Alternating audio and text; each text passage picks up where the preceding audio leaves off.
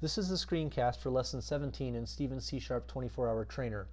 This lesson talked about enumerated types and structures, so in this try-out we're going to use one of each of those. This is the program I've built for this one. It has no code yet. It's fairly straightforward, just a bunch of text boxes and labels. The only oddity is this combo box here. Because I want its items to match up with values in an enumerated type, I need to make sure that the items in its items collection match exactly with the ones used by the enumeration. So I'm going to copy that list into the clipboard. And then in here in the code, I'm going to create my enumeration. I'm going to say private enum contact methods. And here I'm going to paste in the values I copied.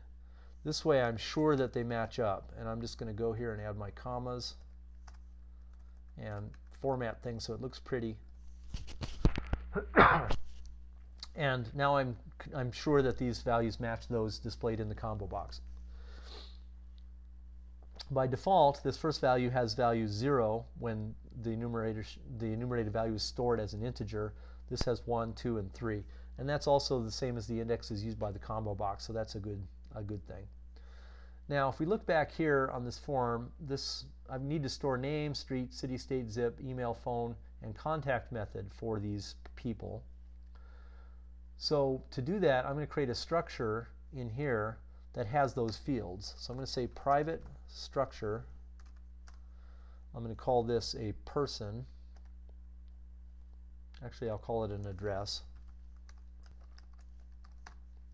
And then in here I need to put the values that I want it to expose to the rest of the world. So it's going to hold a name that's a string. These are all strings, so I'm going to copy and paste a bunch of them. Name, street, city, state, zip, email, phone.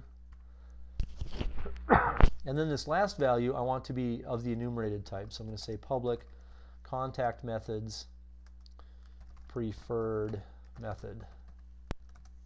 And actually, in general, people usually make enumerations singular, so this should be contact method. So I'm going to just refactor and rename it right now to get rid of the plural. So now I can think of the address has a contact method, not a contact methods. All right. The buttons here, the add and find button, both need to work with the same dictionary. So I need to create that dictionary as a field so that they can both see it. So right here, having defined my enumerated type in my structure, I'm going to define my dictionary. So I'll say private dictionary. I'm going to make the parameters be a string. That's going to be the person's name.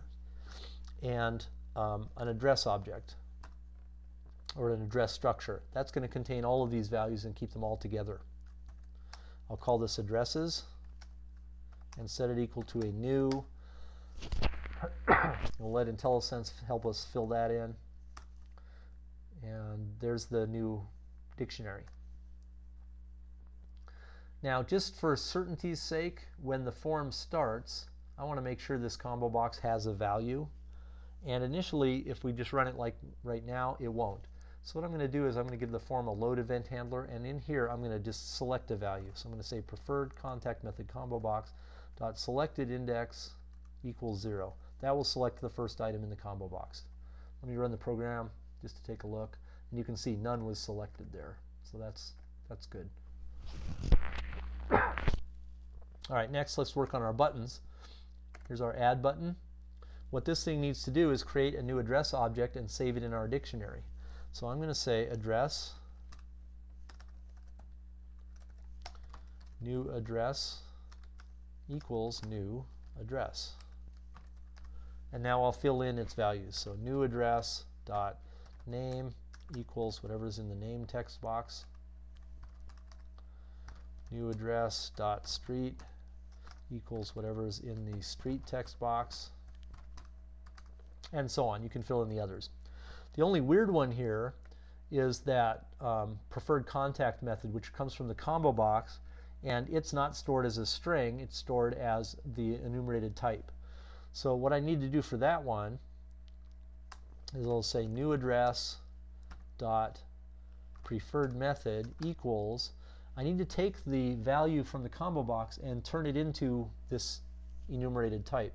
So I'm going to cast from a contact method, or into a contact method, and what I need to get is the number representing that value. Well, because of the way I set these items up, so that none comes first, email second, phone third, and snail mail fourth, they have indexes in the items collection for this control 0, 1, 2, 3.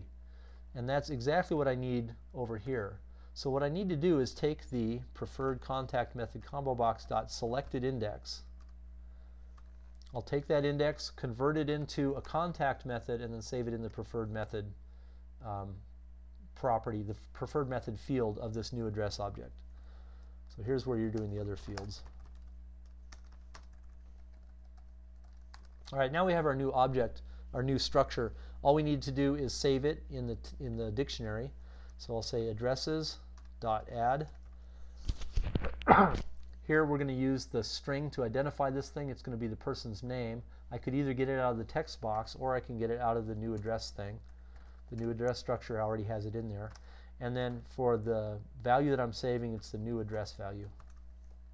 And that's all there is to it. Now for convenience, I can blank out some of these text boxes. So name text box.clear, street text box.clear, and so forth. And I might want to set the preferred combo box selected index to 0 again if I want that to be the default value. And then finally I can set the name text box.focus so the user is ready to type right away. Okay, so now let's go look at the find button. It's actually even a little bit simpler. First I need to get the address structure that we saved in the dictionary. So I'm going to create a variable for it.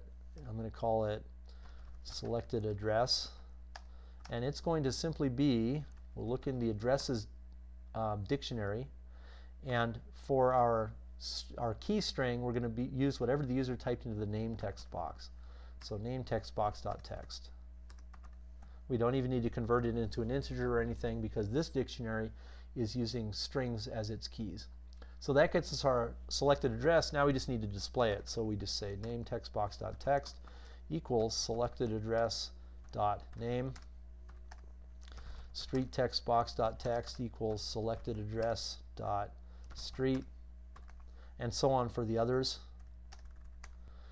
Again, the only weird one is the preferred method, because that one is an enumerated value, and the combo box doesn't know how to display an enumerated value. We need to convert it into something it does understand, like the index in the combo box's list of choices.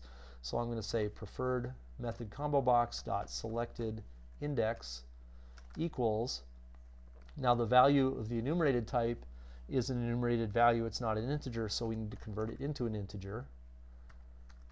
So int selected address dot preferred method. And that should be it. Let's run the program and see if it works. So for this first person, I'm going to say this is Alice. She lives on 11 Ash Avenue. I didn't write code to save these other values, so I'm going to skip them all, but she prefers to be phoned. We'll click add, and this all resets. Now Bob lives on 22 Beach Boulevard.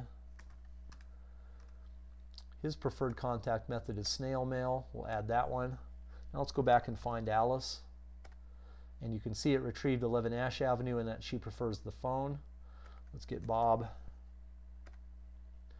He lives on 22 Beach Boulevard and he prefers snail mail. So that's it for this example. You can fill in the code for the other ones yourself.